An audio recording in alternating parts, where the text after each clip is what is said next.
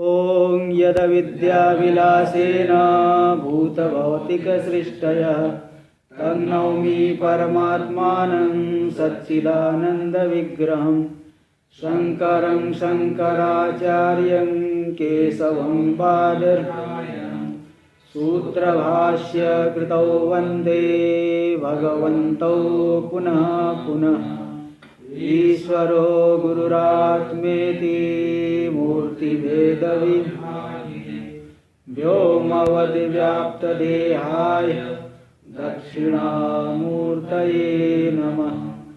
ओम शांति शांति शांति। बोलो भाई। वहनौ धूम व्यापकत्वं किम? धूम समानाधिकरण्यम अत्यंताभाव प्रतियोगिता अनवच्छेदक धर्मवत्वम। हाँ, धूम समान। बोलो।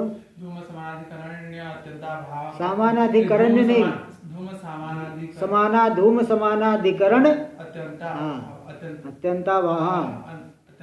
प्रतियोगिता अनवच्छेदक धर्मवत्वम। हाँ, धूम आप बोल सकते हैं। धूम समानाधिकरण, धूम समानाधिकरणात्यंताभाव प्रतियोगिता नवच्छेदक धर्मवत्वम, अथवा धूम समानाधिकरण अत्यंताभावा प्रतियोगित्वम, ये भी बोल सकते हैं। चलिए देखिए आगे। ते जो व्याप्ति का ग्रहण कैसे होगा? साच व्यभिचारा दर्शने सति सहचार दर्शने ने गृह्यते। व्यभिचार नहीं होते हुए सहचार होना चाहिए।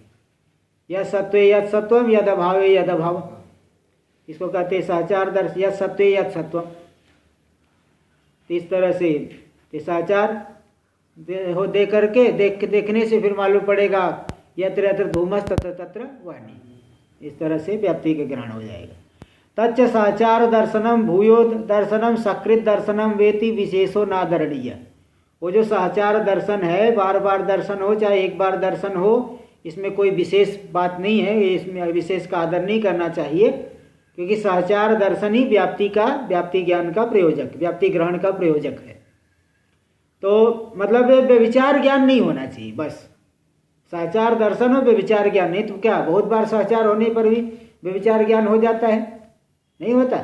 बहुत बार सहचार ग्रहण होने पर भी व्यभिचार ज्ञान होता है। इसलिए बारंबार सहचार दर्शन से ये कोई विशेष बात नहीं आई।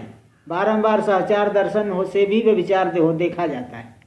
इसलिए कहा गया कि व्यभिचार दर्शन नहीं होते हुए सहचार दर्शन, चाहे एक बार हो चाहे अनेक बार हो, इसके द्वारा व्याप्ति का ग्रहण हो जाएगा। तच्च अनुमानम, वो जो अनुमान है, अनुमीयते इति अनुमानम हेतु अन्वयी रूपम एकम एव। नैयायिक लोग तीन प्रकार का, केवल अन्वयी, केवल व्यतिरेकी और अन्वय व्यतिरेकी, तीन प्रकार का, केवल अन्वयी, केवल व्यतिरेकी, अन्वय व्यतिरेकी। लेकिन यहाँ कारण एक ही है। वो जो हेतु है अनुमान, अनुमीयते अनेनिति अनुमान, इसके द्वारा अनुमान किया जाता है, वह अन्वयी रूप एक ही है। अथवा अनुमान का व्याप्ति ज्ञान ले लेंगे। हाँ, तो इसलिए वह एक ही प्रकार का है। अन्वयी रूपम। अच्छा कि यहाँ व्याप्ति ज्ञान नहीं लेना, क्योंकि अनुमान से तो अनुमिति का कारण अनुमान, अनुमान से लेना व्याप्ति ज्ञान। टीका में दे दिए, टीका में तीसरी पंक्ति में देख सकते हैं। अन्वयी रूपम, अन्वय मुख व्याप्ति ज्ञान रूपम। अन्वय के माध्यम से जो व्याप्ति ज्ञान हुआ है, यत्र यत्र धूमस तत्र तत्र वाणी, यही जो है एक ही अनुमान, एक ही व्याप्ति ज्ञान अनुमिति के प्रति कारण बनेगा। जो अन्वयी व्यतिरेकी, अन्वय व्यतिरेकी दोनों, ऐसा नहीं होता। देखो, ना तो केवलान्वयी, केवलान्वयी क्यों नहीं माना जाता? क्योंकि सर्वस्यापि धर्मस्य अस्मन् मते ब्रह्मनिष्ठ अत्यंताभाव प्रतियोगित्वेन, जितना भी धर्म है, जितने भी पदार्थ हैं, किसी का ब्रह्म में सत्ता है क्या? नहीं। ब्रह्म में सबका अत्यंताभाव है। इसलिए सब के सब क्या है, हो गए ब्रह्मनिष्ठ अत्यंताभाव के प्रतियोगी हो गए। और केवलान्वयित्वम किम? अत्यंताभावा प्रतियोगित्वम केवलान्वयित्वम। जो अत्यंताभाव का प्रतियोगी न बने, मतलब जिसका कहीं अत्यंताभाव न मिले, उसको कहते केवलान्वयी। लेकिन वेदांत में सभी का अत्यंताभाव ब्रह्म में है, ब्रह्म में कोई नहीं है, सब कल्पित है। जैसे रस्सी में कोई सर्प नहीं है, सर्वभूत छिद्र सबका अभाव है। सबके सब क्या बनेंगे? रज्जु निष्ठ अत्यंताभाव के प्रतियोगी। सर्वादि क्या बनेंगे? रज्जु निष्ठ अत्यंताभाव के प्रतियोगी। सर्वादि में क्या आएगा? रज्जु निष्ठा अत्यंताभाव प्रतियोगित्वम। उनका भाव मिला, अत्यंताभाव के प्रतियोगी बन गए। इसी प्रकार ब्रह्म में सभी धर्मों का अत्यंताभाव है, इसलिए अत्यंताभावा प्रतियोगित्व रूप केवलान्वयित्व तो किसी में घटेगा नहीं घट पाएगा। वो लोग क्या है? वो लोग किसको मानते हैं? प्रमेयत्व, वाच्यत्व, अविधेयत्व, गेयत्व, ये सब जगह रहता है, ऐसा बोलते। तो बोले भाई ये सब धर्म भी प्रमेयत्व अलग से धर्म मानोगे तो द्वैतापत्ति है। हाँ, सदैव सौम्यदम अग्र आग्र आसिद एक मेवा द्वितीयम, एक मेवा द्वितीयम श्रुतिकार है। और आप न जाने कितने केवलान्वयी मान के रखे हो, प्रमेयत्व, गेयत्व, वाच्यत्व, हाँ ये सब कितने केवलान्वयी मान। बोले ये सब कोई ब्रह्म को छोड़ करके केवलान्वयी है नहीं, कोई केवल, क्योंकि ब्रह्म में सभी का भाव है। इसलिए केवलान्वयी का जो लक्षण अत्यंताभाव प्रतियोगित्व वह घटा नहीं, सबका अत्यंताभाव प्रतियोगित्व आ गया। सर्वस्यापि धर्म से समन्वते ब्रह्मनिष्ठ अत्यंताभाव प्रतियोगित्वेन अत्यंताभावा प्रतियोगी साध्यकत्व रूप केवलान्वयित्व से असिद्धे। अत्यंताभावस्य अप्रतियोगी साध्यम यस्य हेतु, अत्यंताभावस्य अप्रतियोगी इति अत्यंताभावा प्रतियोगी, अत्यंताभावा प्रतियोगी साध्यम यस्य हेतु हो स हेतु अत्यंताभावा प्रतियोगी साध्यकम। उसमें क्या रहेगा? प्रतियोगी साध्यकत्वम। तो बोले ऐसा जो केवलान्वयित्व है, तो जैसे जिसका साध्य केवलान्वयी हो उस हेतु को भी केवलान्वयी कह देते हैं। तो जब सबका अभाव मिला तो साध्य के अत्यंताभाव का प्रतियोगी नहीं हुआ, इसलिए अत्यंताभावा प्रतियोगी साध्यकत्व रूपी केवलान्वयित्व जो हेतु में नहीं घट पाएगा, क्योंकि हर एक किसी भी हेतु, कोई भी हेतु ले लो, उसका साध्य अत्यंताभाव का प्रतियोगी सिद्ध होगा। प्रमेय तो गेय तो इन सब का भी अभाव ब्रह्म में है। ब्रह्म प्रमेय है क्या? प्रमाण का विषय है? प्रमाण का विषय नहीं।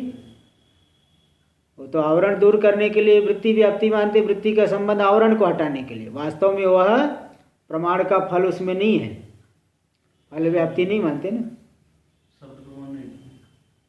शब्द प्रमाण है। शब्द प्रमाण क्या करेगा? विजाति धर्मों को हटा के चरितार्थ हो गया। शक्ति वृत्ति से बोध नहीं कराता ना, लक्षणा वृत्ति से बोध कराता है। शब्द जो है शक्ति वृत्ति से नहीं बोध कराएगा, लक्षणा वृत्ति से। इसलिए शक्ति वृत्ति से वो ब्रह्म विषय नहीं बनेगा।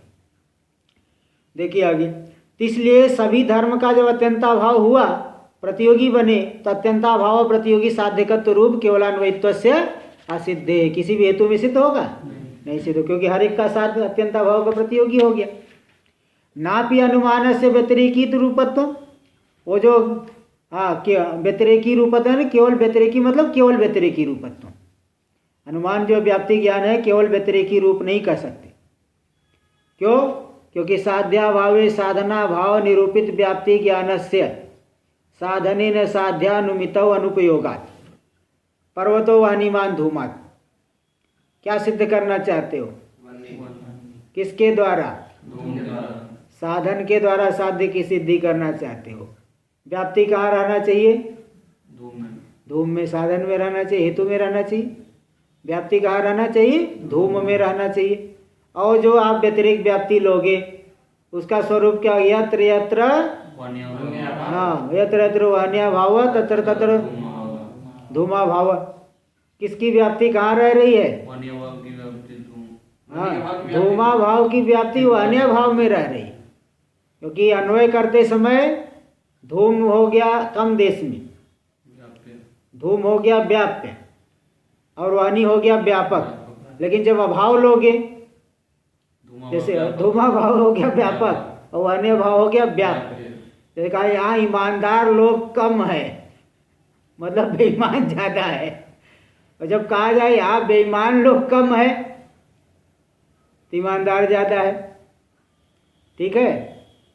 तो इसी तरह से जब वाणी अधिक देश में रह रही है तो वाणी का अभाव कम देश में रहेगा। धूम अधिक देश में रह रहा है धूम कम देश में रह रहा है तो धूम का अभाव अधिक देश में रहेगा। इसलिए यत्र यत्र वहन्या भाव तत्र तत्र धूमा भाव। किसकी व्याप्ति कहाँ पे रही? धूमा भाव की व्याप्ति रह रही वहन्या भाव में।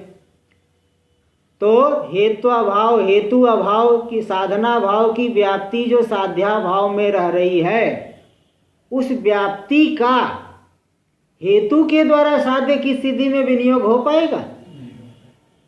भाई आपकी जो व्याप्ति केवल व्यतिरेक व्याप्ति वो तो साध्या भाव में रह रही है और हमको साधन के द्वारा साध्य की अनुभूति करना है। व्याप्ति कहीं दूसरी जगह रहे और कोई साधन कोई दूसरा कुछ कर रहा है, सिद्धि ऐसा नहीं होता है। धूम में व्याप्ति रहना चाहिए।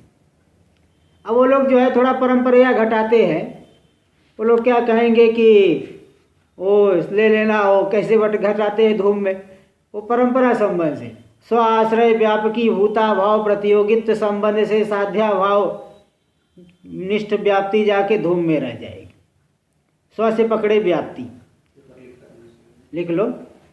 स्व आश्रय व्यापकी भूता भाव प्रतियोगित्व संबंधे न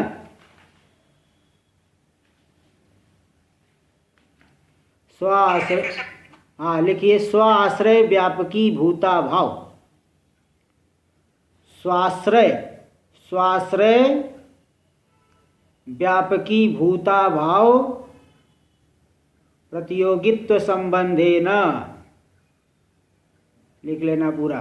स्वाश्रय व्यापकी भूता भाव प्रतियोगित्व संबंधेन साध्या भाव निष्ठा व्याप्तिर्धूमे वर्तते। स्वाश्रय व्यापकी भूता भाव प्रतियोगित्व संबंधेन, स्वाश्रय व्यापकी भूता भाव प्रतियोगित्व संबंधेन साध्या भाव निष्ठा व्याप्ति धूमे वर्तते। व्याप्तिर्धूमे वर्तते, ऐसा लिख लीजिए।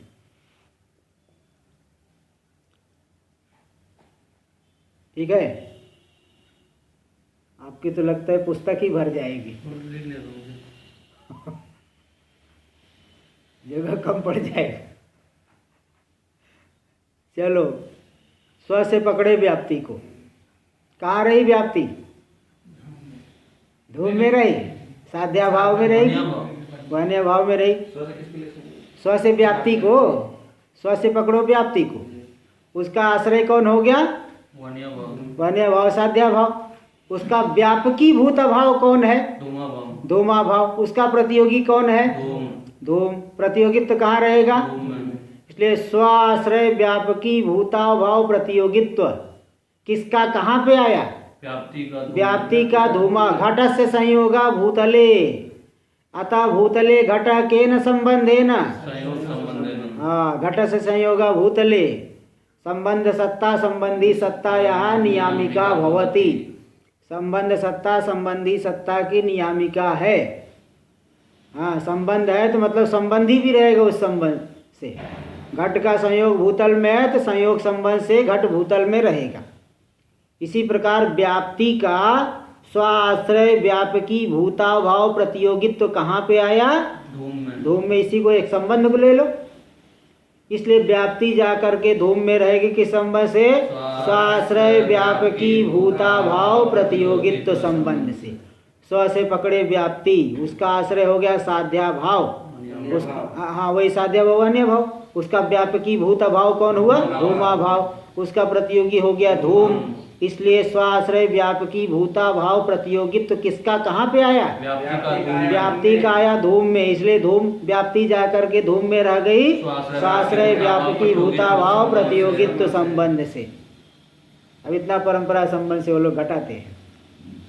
तो बोले भाई व्याप्ति रह रही साक्षात साध्या भाव में, उसका परंपरा संबंध से वहाँ टोपी जो है आप पहने हुए मैं अपना सिर ऐसे टेढ़ा करके लगा दूँ तो मेरे सिर पे आ जाएगी क्या टोपी? टोपी आप पहने हो और सिर में ऐसे टेढ़ा करके लगाओ तो मेरे सिर पे टोपी आएगी। ये लोग परंपरा संबंध बहुत मानते हैं। लंबा लंबा है तो मुक्तावली आदि में देखे हो, लंबे लंबे परंपरा संबंध से कहीं को कहीं बैठा देंगे। तो यहाँ बताएगी नहीं, हेतु व्याप्ति रह रही साध्या भाव में, और हमको सिद्ध करना है, साध्य की सिद्धि करना है साधन के द्वारा। तो साधन के द्वारा साध्य की सिद्धि करने में साध्या भाव में रहने वाली व्याप्ति का कोई उपयोग नहीं है, इसलिए केवल व्यतिरेकी अनुमान को हम नहीं मानते। देखो वही बता दिए, साध्या भावे साधना भाव निरूपित व्याप्ति ज्ञानस्य अनुपयोगात्, इसके साथ अन्वय करना, साध्या भाव के में रहने वाली जो साधना भाव निरूपित व्याप्ति, उस व्याप्ति ज्ञान का उपयोग नहीं। कहाँ उपयोग नहीं? साधनेन साध्यानुमितौ, साधन के द्वारा साध्य की अनुमिति करने में साध्या भाव में रहने वाली व्याप्ति का उपयोग नहीं है। व्याप्ति साध्या भाव में रह रही है, हमको साधन के द्वारा साध्य की सिद्धि करना है, उसका कोई उस व्याप्ति का उपयोग नहीं है। इसलिए व्यतिरेकी, केवल व्यतिरेकी यानी केवल व्यतिरेकी रूप अनुमान नहीं है। फिर वो भी शंका करेगा, देखो देखो कैसी शंका कर रहा है। कथम तरी धूमादव अन्वय व्याप्ति मविदुषोपि व्यतिरिक्त व्याप्ति ज्ञानादानुमिति। बोले जब साध्या भाव में रहने वाली व्याप्ति का कोई उपयोग नहीं है, तो जिस व्यक्ति को धूमादि में अन्वय व्याप्ति नहीं है, वो बोलता है मैं तो इतना जानता हूँ कि जहाँ जहाँ वाणी नहीं है वहाँ वहाँ धूम नहीं है। मैंने तो देखा है भाई, जहाँ जहाँ वाणी नहीं है, बोलते ना धूम है वहाँ वाणी, ये तो मैं नहीं जानता, लेकिन मैं इतना जानता हूँ कि जहाँ जहाँ वाणी नहीं है वहाँ वहाँ धूम नहीं है। कहाँ देखा? जलरथ में देखा, कूप में देखा, वाणी भी नहीं धूम भी नहीं है, तन्वय व्याप्ति को नहीं जानता। बोलता भाई मैं तो इतना मेरे को मालूम है कि जहाँ जहाँ वाणी नहीं वहाँ वहाँ धूम नहीं। यत्र यत्र वाणीर् नास्ति तत्र तत्र धूमोपि नास्ति। अन्वय व्याप्ति को नहीं जानता और व्यतिरेक व्याप्ति का उपयोग नहीं मानते, तो व्यतिरेक व्याप्ति ज्ञान से उस व्यक्ति को कैसे अनुमिति होगी ये बताओ? अनुमिति होती तो है। वही करे, कथम तरे धूमादव अन्वय व्याप्ति म विदुषोपि, जो व्यक्ति धूमादि में अन्वय व्याप्ति को नहीं जानने वाला है, अविदुष क्या विभक्ति है आप बताओ? हाँ हाँ सही है, षष्ठी है। धूमादि में अन्वय व्याप्ति को नहीं जानने वाला जो व्यक्ति है, उसको व्यतिरेक व्याप्ति ज्ञानात् कथम अनुमिति, कैसे अनुमिति कर लेगा? क्योंकि व्यतिरेक व्याप्ति ज्ञान को आप मान ही नहीं रहे हो। तो सिद्धांति बता रहा है अर्थापत्ति प्रमाणादिति वक्ष्यामः। देखो यही बात है, ये अंतर आता है। वेदांती अर्थापत्ति प्रमाण को मान लेता है, उस जगह पे नैयायिक क्या करेगा? व्यतिरेक व्याप्ति ज्ञान से अनुमिति कर लेता है। तो वेदांती जो है बोलते नहीं, उसका उपयोग भाई व्याप्ति दूसरी जगह रह रही है, आप साधन के द्वारा साध्य की सिद्धि करना चाहते हो, ये नहीं हो पाता। तो बोलेगा अर्थापत्ति प्रमाणादिति वक्ष्यामः, अर्थापत्ति प्रमाण से वहाँ वहनी की अनुमिति हो जाएगी। ति वक्ष्यामः, इस बात को हम कहाँ बताएंगे? अर्थापत्ति प्रकरण में बताएंगे। अर्थापत्ति परिच्छेद आगे आएगा, अभी तो दूसरा ही चल रहा है, ये तो बाकी छोटे छोटे है। प्रत्यक्ष प्रमाण थोड़ा क्लिष्ट था, लंबा भी था, अनुमान भी अभी 1-2 दिन का ही खेल है, ये ज़्यादा नहीं है। आप लोगों को तो कुछ मालूम ही नहीं पड़ेगा आगे। देखो अर्थापत्ति प्रमाणादिति वक्ष्यामः, वो अर्थापत्ति प्रमाण से कैसे? धूमा भावम बिना वहन्या भाव अनुपपन्ना। बोले ये जो वहन्या भाव दिख रहा है, धूमा भाव के बिना वहन्या भाव हो नहीं सकता, इसलिए वहन्या भाव की अनुपत्ति से धूमा भाव मानना पड़ेगा। वहन्या भाव की अनुपत्ति से धूमा भाव मानना पड़ेगा, ऐसा कहते हैं। तो वहाँ पे धूमा भाव के बिना वहन्या भाव अनुपन्न, वहन्या भाव की अनुपत्ति से धूमा भाव मानना पड़ता, ऐसा कहेंगे। तो इस प्रकार से जो है, तो वहाँ पे हाँ, तो इस तरह से वो दिखाएंगे फिर कि जहाँ पे हाँ धूमा भाव के, यानी जैसे वो सिद्ध करते हैं ना कि भाई रात्रि भोजन के बिना पीनत्व अनुपन्न है, इसलिए पीनत्व की अनुपत्ति से रात्रि भोजन मानना पड़ेगा। तो धूमा भाव के बिना वहन्या भाव अनुपन्न है, इसलिए वहन्या भाव की अनुपत्ति से धूमा भाव मानना पड़ता है। तो जहाँ पे ऐसा नहीं है तो फिर वहाँ पे वहनी को मानना पड़ेगा। इस तरह से कुछ दिखाएंगे आगे, वो आपको अर्थापत्ति प्रमाण में वो दिखा दें। यहाँ जो कुछ दिए नहीं है, कोई नहीं, वो इस प्रकार का वहाँ वाक्य दिखा देंगे। चलिए, अतएव अनुमानस्य न अन्वय व्यतिरेकी रूपत्व, इसलिए अनुमान अन्वय व्यतिरेकी रूप भी नहीं मान सकते, क्योंकि व्यतिरेक व्याप्ति ज्ञान का उपयोग नहीं है ना, इसलिए अन्वय व्यतिरेकी रूप भी अनुमान को नहीं माना जा सकता। क्यों? क्योंकि व्यतिरेक व्याप्ति ज्ञान से अन्वित्य हेतुत्वात्, व्यतिरेक व्याप्ति ज्ञान अनुमिति का हेतु नहीं है, इसलिए अन्वय व्यतिरेकी भी हेतु को नहीं माना जाएगा, व्याप्ति अन्वय व्यतिरेकी व्याप्ति को भी नहीं माना जाएगा। तच्च अनुमानम द्विविधम स्वार्थ परार्थ भेदेन द्विविधम, वो जो अनुमान है स्वार्थ और परार्थ के भेद से दो प्रकार का, व्याप्ति ज्ञान स्वार्थ और परार्थ। जहाँ अपने लिए स्वयं देख करके अनुमान कर लेता है वो स्वार्थ है, अनुमान के द्वारा फिर अनुमिति कर लेता है वो स्वार्थ है अपने लिए, दूसरे को बताने की जरूरत नहीं है। बैठे बैठे कई लोग हमेशा चिंतन करते रहे ना, कई लोग बोलते कम है, बैठे बैठे अपना जो है अनुमान आदि से सब सिद्ध करते रहते, चिंतन करते रहे। और कोई है कि चिंतन कम करेगा बोलेगा ज़्यादा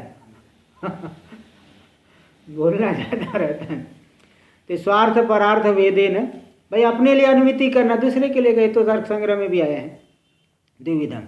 तत्र स्वार्थम तो उक्तम एवं, स्वार्थ उन दो के बीच में स्वार्थ तो कह दिया गया, परार्थम तो न्याय साध्यम, परार्थ अनुमिति, परार्थ अनुमान तो न्याय यानी पंचावयव वाक्य, न्याय का अर्थ अवयव वाक्य लेना यहाँ भी, जैसे तर्क संग्रह में लेते हैं।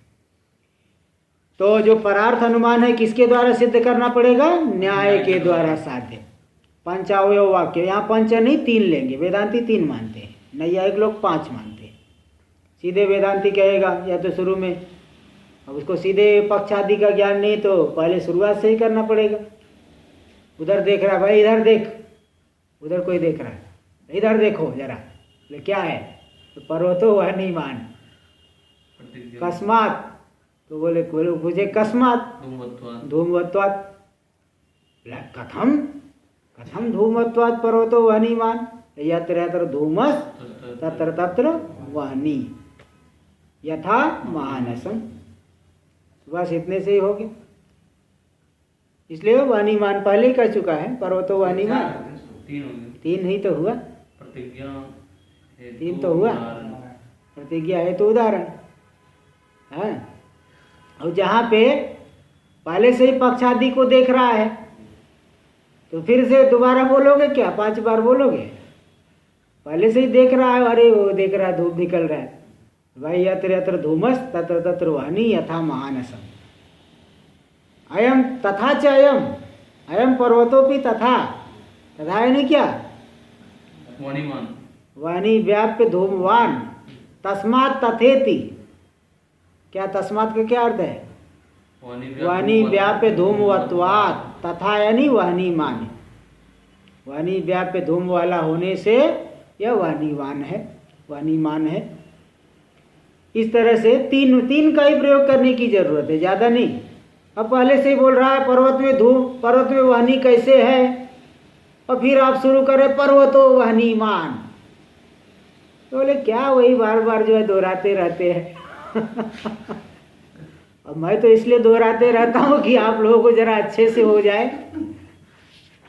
मैं तो इसलिए दोहराते रहता हूँ कोई बोलेगा आप भी तो 2-3 बार बोलते रहते हैं अच्छे से होने के लिए बोलता हूँ। चलो देखो आगे। महाराज जी, हाँ जी बोलिए। ये अनुमान शास्त्र में किस कहाँ बताया है? हाँ, अनुमान शास्त्र में कहाँ बताया है? स्वार्थ में मतलब अपना स्वयं ही पूछी बता दिया ना कि स्वयं व्याप्ति का ग्रहण कर लिया और स्वयं जो है स्वयं वहाँ पीछे जो है 5 अवयव वाक्य 3 अवयव वाक्य नहीं बताए ना, सीधे सीधे कह दिए व्याप्ति को जान करके अनुमिति कर लेना, तो अनुमिति करणम अनुमानम, तो मतलब व्याप्ति तो स्वयं ही देखेगा ना। हाँ, तो बस वो कह दिया गया, समझ लीजिए। मतलब क्या उसमें कुछ कोई वाक्य प्रयोग करना नहीं पड़ता। स्वार्थ अनुमिति में, स्वार्थ अनुमान में आपको वाक्य प्रयोग करने की जरूरत नहीं, स्वयं आपने देखा, देख करके व्याप्ति ज्ञान हो गया, व्याप्ति ज्ञान के बल पे फिर उसका संस्कार उद्बुद्ध होकर के अनुमिति कर लेता है, अनुमिति हो जाती, पीछे बताए ना। समझा समझा। हाँ बस वो स्वार्थ हो, क्योंकि वहाँ वाक्य की बात नहीं आई है। अब यहाँ वाक्य की बात आ रही है, इसलिए परार्थ अनुमान है। देखिए यहाँ पे आगे, हाँ परार्थम तो न्याय साध्यम, न्यायो नाम अवयव समुदाय। न्याय किसे कहते हैं? न्याय का अर्थ यहाँ लेना अवयव समुदाय। न्याय का कहीं कहीं युक्ति अर्थ होता है, यही अवयव समुदाय। अवयव मतलब भाई युक्ति का मतलब क्या? हेतु दे करके सिद्ध करना। जैसे युक्ति से जगत मिथ्या, जगत को मिथ्या मान लो, तो क्या युक्ति लगाओगे? प्रपंचो मिथ्या दृश्यत्वात्, हेतु तो देना पड़ा ना, यही युक्ति है कि दृश्यत्व रूपी युक्ति से जगत मिथ्या है। ते न्यायो नाम युक्ति, न्याय युक्ति। न्याय क्या है? अवयव समुदाय। तो यहाँ पे अवयवाश्च त्रय एव प्रसिद्धा, अवयव तो 3 ही प्रसिद्ध है, 5 नहीं। इसलिए श्लोक जो है नहीं लिखे हो तो लिख लेना, तत्र पंचतयम केचिद। जिसने नहीं लिखा हो जरूर लिखे, तत्र पंचतयम केचिद द्वयम अन्ये वयम त्रयम, तत्र पंचतयं केचिद द्वयम अन्ये वयं त्रयम।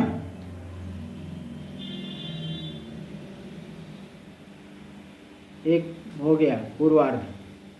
तत्र पंचतयं केचिद द्वयम अन्ये वयं त्रयम। पंचतयम संख्याया अवयवे तय, केचिद द्वयम अन्ये वयं त्रयम।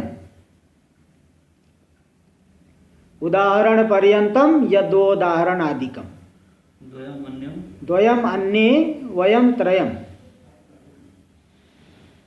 उदाहरण पर्यंतम यदोदाहरणादिकम, यद्वा उदाहरणादिकम, उदाहरण पर्यंतम यदोदाहरणादिकम, उदाहरण पर्यंतम यदोदाहरणादिकम, यद्वा उदाहरणादिकम।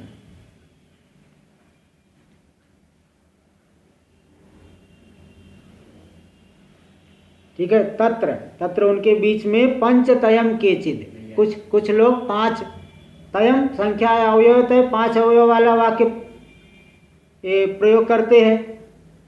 5 अवयव वाक्य, तो 5 अवयव वाला, तो पंचतयम केचिद, केचिद है नहीं नैयायिका, नैयायिक लोग 5, प्रतिज्ञा, हेतु, उदाहरण, उपनय, निगमन।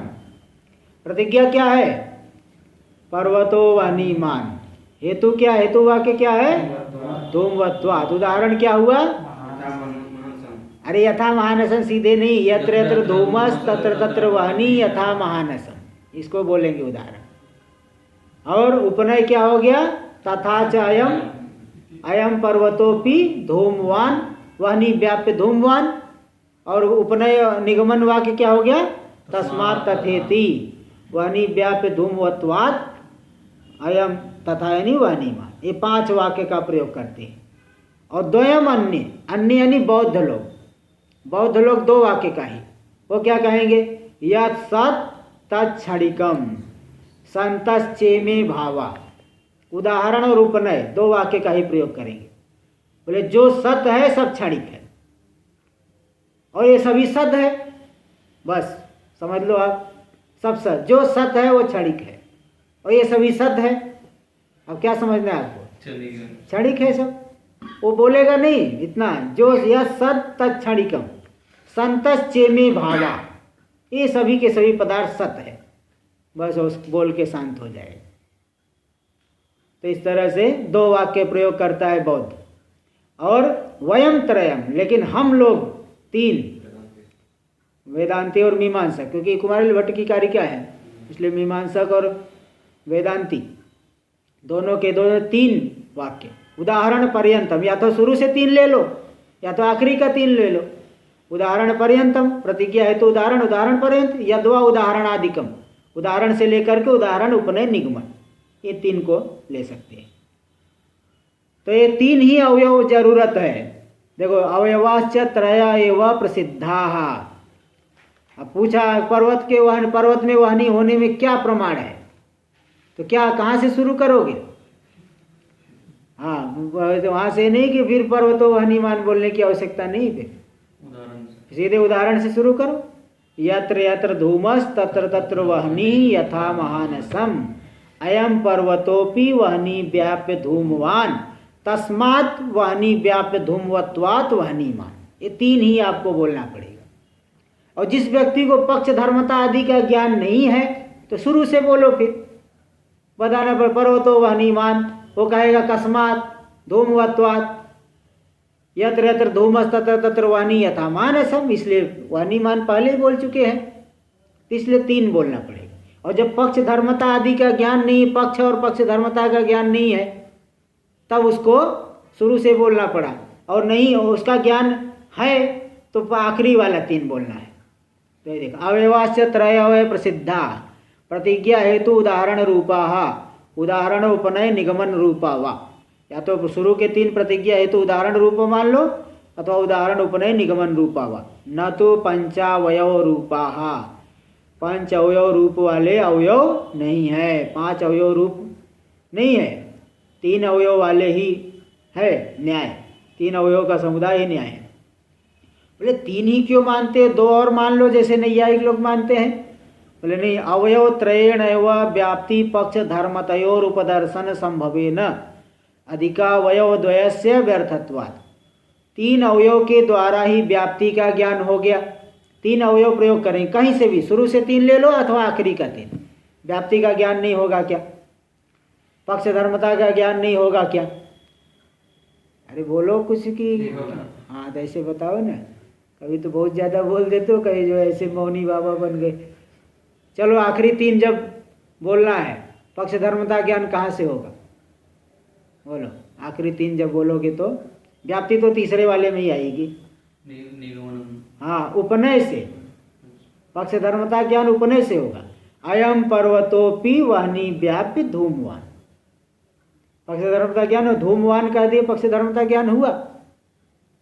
तो इसलिए पक्ष व्याप्ति और पक्ष धर्मता का ज्ञान उपदर्शन तीन अवयव से ही जब संभव है तो पांच का प्रयोग क्यों करे भाई? अवयव त्रयेण एव व्याप्ति पक्ष धर्मतयोर उपदर्शन संभवेन अधिकावयव द्वयस्य व्यर्थत्वात्। अधिक दो अवयव मान लेना, शुरू का दो अथवा आखिरी का, ये जो है व्यर्थ है। इसलिए तीन से ही कार्य हो जाएगा, इसलिए अवयव तीन ही है। नायक लोग जो उपनय का दो स्वरूप प्राचीन लोग अलग मानते हैं और लोग अलग मानते हैं उपनय का। हाँ, थोड़ा अलग अलग मानते हैं। वाणी व्याप्त, प्राचीन लोग तो वाणी व्याप हेतुमान पक्ष केवल इतना ही कह देंगे। नवीन बोलते हैं केवल हाँ, वाणी व्याप, केवल धूमवान। हाँ, वाणी व्याप हेतुमान पक्ष, साध्य व्याप हेतुमान पक्ष, थोड़ा अंतर है, कोई बात नहीं। एवं अनुमाने निरूपिते, इस तरह से अनुमान के स्वरूप का निरूपण हो जाने पर उसका फल क्या है? यहाँ पे आपको क्या करोगे अनुमान जान करके? बोले इसके द्वारा भी हम प्रपंच मिथ्यात्व की सिद्धि करेंगे। शास्त्र से सुन लिए बात ठीक है, श्रवण आपने किया, लेकिन मनन किए बिना बात बैठेगी नहीं। इसलिए युक्तियों से मिथ्यात्व, ऊपर ऊपर से हाँ रोज रोज वही सुन रहे और ढीले पड़ते चले जाते हो। हाँ भाई ब्रह्म ही सत्य है, जगत तो मिथ्या है, ऐसे बोल रहे हैं जैसे कि थोड़ा सा भी विश्वास नहीं है। तो इसलिए आपको क्या युक्ति से बोलना पड़ेगा ना कि प्रपंचो मिथ्या दृश्यत्वात्। युक्तियों से विचार करोगे एकदम बात दृढ़ हो जाएगी। नहीं तो केवल शब्द सुन करके कुछ मनन कर ही नहीं रहे, युक्तियों से कुछ विचार कर ही नहीं रहे। युक्ति युक्त बात हो तो व्यक्ति के अंदर घुस जाती है, इसको लगे हाँ देखो सही, कितना सही बात बोला, एकदम अंदर। युक्ति संगत बात नहीं, चाहे कितना भी बड़ा आदमी बोले, बड़े आदमी को बुलाए और इधर उधर की बातें बताने लगे, बोले क्या बताए, बुलाए थे किस लिए और बोल रहे किसी और के लिए। तो इसलिए वो युक्ति संगत बात होनी चाहिए। तो आप श्रवण कर रहे हो तो मनन जो है प्रपंच मिथ्यात्व को युक्ति के द्वारा सिद्ध करोगे तो बात दिमाग में बैठेगी। देखो ये एवं अनुमाने निरूपिते तस्माद अनुमानात ब्रह्म भिन्न निखिल प्रपंच से मिथ्यात्व सिद्धि ही। ब्रह्म भिन्न निखिल प्रपंच में क्या सिद्ध हो जाएगा? मिथ्यात्व की सिद्धि हो जाएगी। कैसे सिद्ध होगा जरा एक दो उदाहरण दे दो। वैसे तो आप लोग हम लोग पढ़े पंचदशी आदि में बहुत आया है और श्लोक है ना, क्या श्लोक है? वो मिथ्या स्वप्न गजादिवत, यद असद भासमानम तद मिथ्या स्वप्न गजादिवत, ऐसा श्लोक है ना, पंचदशी में आता है, यद असद भासमानम च मिथ्या स्वप्न गजादिवत।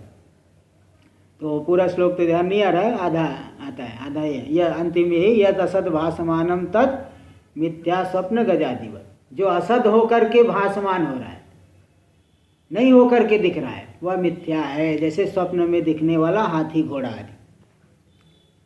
तो दृश्यत्व हेतु, दृश्यत्व हेतु के द्वारा मिथ्यात्व सिद्धि। जैसे यहाँ भी पूछ रहे हैं कि भाई क्या क्या उदाहरण है, एक उदाहरण दे रहे तथा ही, जैसे कि निदर्शन दृष्टांत अर्थ में। देखिए दृष्टांत है, ब्रह्म भिन्नम सर्वम मिथ्या, ब्रह्म से भिन्न जितना भी प्रपंच दिखाई पड़ रहा है सब का सब मिथ्या है। ब्रह्म भिन्नम जगत सर्वम मिथ्या। क्यों? क्योंकि ब्रह्म भिन्नत्वात्, ब्रह्म से भिन्न होने से, यदेवं तदेवं यथा सुक्ति रूप्यम, यद हेतु मत, यदेवं यानी हेतु मत, तदेवं यानी तत्साध्य मत, साध्यवत, यद हेतु मत तत्साध्यवत। जो हेतु वाला है वह साध्य वाला है, अथवा ऐसे कहो यत्र यत्र हेतु तत्र साध्यम, ऐसे नहीं कह सकती। जो हेतु वाला है वह साध्य वाला है, मतलब जहाँ जहाँ हेतु है वहाँ वहाँ साध्य है। यथा सुक्ति रूप्यम, अब घटा लो, व्याप्ति क्या होगी? यत्र यत्र ब्रह्म भिन्नत्वं तत्र मिथ्यात्वम्। आप भी बोलो भाई, व्याप्ति क्या है? यत्र यत्र ब्रह्म भिन्नत्वं तत्र मिथ्यात्वम्। हाँ बोलो। यत्र यत्र ब्रह्म भिन्नत्वं तत्र मिथ्यात्वम्। हाँ, केवल भिन्नत्व नहीं, ब्रह्म भिन्नत्व। तो जगत से भिन्न ब्रह्म है, वो भी मिथ्या हो जाए। तो यत्र यत्र ब्रह्म भिन्नत्वम तत्र तत्र मिथ्यात्वम। तो जैसे सुक्ति रजत में देख लो, ब्रह्म से भिन्न है कि नहीं? मिथ्या है। रज्जु सर्व देख लो, ब्रह्म से भिन्न है कि नहीं? वो भी मिथ्या है। स्वप्न का जगत देखो, ब्रह्म से भिन्न है कि नहीं? मिथ्या है। ऐसे जगत भी ब्रह्म से भिन्न है कि नहीं? व्यावहारिक जगत, जागृत जगत, यह भी ब्रह्म से भिन्न होने से मिथ्या है। न च दृष्टांता सिद्धि, दृष्टांत किस? कितने वाक्य प्रयोग किए? हाँ ब्रह्म भिन्नं मिथ्या, ये प्रतिज्ञा वाक्य। हाँ हेतु ब्रह्म भिन्नत्वात्, ये हेतु हो गया। हाँ यदेवं तदेवं, ये तो व्याप्ति हो गया। हाँ, वो व्याप्ति में उदाहरण भी वो उदाहरण को मिला करके वो लेते हैं ना तीसरे वाक्य को। तीसरे वाक्य में थोड़ा यत्र धूमस तत्र वाहनी यथा महानसम, इसको उदाहरण बोलते हैं। जी, उदाहरण में पूरा वो उतना आता है। जी, आगे। आप अगर ना हो तो फिर से देख लेना तर्क संग्रह, आगे। ये तो मूल में ही आया है। तीन वाक्य बोला था। तो तीन तो है, तीन ही तो दे रहे, कहाँ चार दे रहे? सही तो है ना? हाँ चलो, न च दृष्टांता सिद्धि। बोले दृष्टांत क्या है यहाँ पे? सुक्ति रजत। दृष्टांत की सिद्धि नहीं हो पाएगी। बोले क्यों नहीं सिद्धि है? सिद्ध पहले सिद्ध कर चुके हैं, पूर्व में ही आ चुका है, प्रत्यक्ष खंड में कई जगह दिखाए है। बाधित है वो, तो बाधितत्व तो है, तो इसलिए मिथ्यात्व निश्चय उसमें होता है। न च दृष्टांता सिद्धि तस्य साधितत्व, दृष्टांत से साधितत्व। सुक्ति रजत बाधित है, मिथ्यात्व है, उसमें मिथ्यात्व, इस बात को पूर्व में हमने सिद्ध कर दिया है। मिथ्या का क्या लक्षण किए थे? आए थे, आ चुका है ना मिथ्या का लक्षण। आगे आ रहा है। अच्छा हाँ, ये तो यहाँ दे रहे, पूर्व में भी कुछ शायद आया था। हाँ कुछ कोई नहीं, चलो आगे दे ही रहे हैं। तो इसको पूर्व में हमने सिद्ध कर दिया है। दृष्टांत को हमने प्रत्यक्ष परिच्छेद में ही सिद्ध कर दिया, वो बाधित है वो, इसलिए ऐसा नहीं कर सकते, दृष्टांत की सिद्धि नहीं हो पाएगी। न च अप्रयोजकत्व, लेकिन एक दूसरा बड़ा हथियार रहता है अप्रयोजक। क्या कहेगा? व्यभिचार शंका करेगा पूर्व पक्षी। व्यभिचार शंका जब देख, जैसे कोई बोला पर्वतो हनीमान धूमात, व्यभिचार शंका वाले क्या कहेगा? हेतु रस्तु साध्यम मास्तु। हेतु तो चलो दिख रहा है, लेकिन साध्य न हो क्या बिगड़ जाएगा? हेतु न हो साध्य, हेतु हो साध्य न हो क्या बिगड़ता है? इसी प्रकार हम कह रहे हैं कि जगत में ब्रह्म भिन्नत्व तो रहे, लेकिन मिथ्यात्व न हो। ब्रह्म से भिन्न है, ठीक है, उसमें मिथ्यात्व न हो, तो क्या आपके पास तो उस व्यभिचार शंका की निवृत्ति के लिए अनुकूल तर्क देना पड़ेगा। अगर अनुकूल तर्क नहीं दिए तो अनुकूल तर्क शून्यत्वम आ जाएगा, यानी अप्रयोजक, हेतु प्रयोजक नहीं है, अनुकूल तर्क से रहित है, इसलिए साध्य की सिद्धि नहीं कर पाएगा। भाई व्यभिचार शंका की जो निवृत्ति करे, ऐसा अनुकूल तर्क अगर आपके पास नहीं है तो जब व्यभिचार शंका बनी रहेगी तो साध्य की सिद्धि हो पाएगी। इसलिए अनुकूल तर्क शून्यत्वम, यही अप्रयोजकत्व का अर्थ है। अनुकूल तर्क शून्यत्वम, व्यभिचार शंका की हेतु रहे, साध्य न रहे। प्रपंच में ब्रह्म भिन्नत्व तो हो लेकिन मिथ्यात्व न हो, क्या बिगड़ता है? तो उसके लिए आपको अनुकूल तर्क देना पड़ेगा। देखो वही कह, न च अप्रयोजकत्वम, अप्रयोजकत्वम अनुकूल तर्क शून्यत्वम न च। क्यों? क्योंकि सुक्ति रूप्य रज्जु सर्पादीना मिथ्यात्वे ब्रह्म भिन्नत्वस्य व लाघवे न प्रयोजकत्वात्। हाँ, उनके मिथ्या होने में ब्रह्म भिन्नत्व ही प्रयोजक है, लाघवेन। अलग अलग जगह पे अलग अलग अविद्या अतिरिक्त दोष जन्यत्वम, कहीं कुछ माने कहीं कुछ माने, गौरव दोष होगा। इसकी अपेक्षा ब्रह्म भिन्नत्व लाघवेन एक जो है हेतु के द्वारा लाघव रूपी तर्क है। लाघव रूपी तर्क होने से अप्रयोजक नहीं है। और दूसरी बात और भी एक देते हैं कि ब्रह्म भिन्नत्वम यदि मिथ्यात्व व्यभिचारी स्यात् तदा दृग्दृश्यो संबंधो न स्यात्। ये भी एक तर्क देते हैं। यदि ब्रह्म भिन्नत्व मिथ्यात्व का व्यभिचारी होता, जहाँ मिथ्यात्व नहीं रह रहा है वहाँ भी ब्रह्म भिन्नत्व रह जाए, तब तो जो दृग्दृश्य का संबंध है, कौन सा संबंध? आध्यासिक तादात्म्य संबंध। सत्य और मिथ्या में क्या संबंध रहता है? आध्यासिक तादात्म्य। दो सत्य में आध्यासिक तादात्म्य नहीं मानते। रस्सी में रस्सी तो है, सर्प नहीं है, सर्प वहाँ दिख रहा है, क्या संबंध मानते हैं? आध्यासिक तादात्म्य। अगर एक सत्य, दोनों सत्य हो गए तो आध्यासिक तादात्म्य कहा जाएगा? इसी प्रकार प्रपंच और ब्रह्म में आध्यासिक तादात्म्य माना गया है। यदि ब्रह्म भिन्नत्व मिथ्यात्व का व्यभिचारी होगा तो दृग दृश्य का संबंध जो आध्यासिक तादात्म्य रूपी संबंध है वह होगा? नहीं हो पाएगा। इसलिए संबंध की सिद्धि के लिए प्रपंच में मिथ्यात्व मानना पड़ेगा। तो ब्रह्म भिन्नत्व मिथ्यात्व का व्यभिचारी नहीं हुआ। ये लाघव, ये भी तर्क है। एक तो लाघव तर्क दे दिए कि लाघवेन ब्रह्म भिन्नत्व से मिथ्यात्व की सिद्धि होगा, लेकिन दूसरा ये है कि ब्रह्म भिन्नत्व में यदि मिथ्यात्व व्यभिचारी स्यात् तर्हि दृग्दृश्यो संबंधो न स्यात्। लेकिन संबंध तो माना गया है आध्यासिक तादात्म्य, इसलिए ब्रह्म भिन्नत्व मिथ्यात्व का व्यभिचारी नहीं है, इसलिए प्रपंच को मिथ्या मानना पड़ेगा। अब मिथ्या का लक्षण आगे हम लोग कल कर लेंगे। ओम पूर्णमदः पूर्णमिदं पूर्णात् पूर्णमुदच्यते पूर्णस्य पूर्णमादाय पूर्णमेवावशिष्यते। ओम शांति शांति शांति।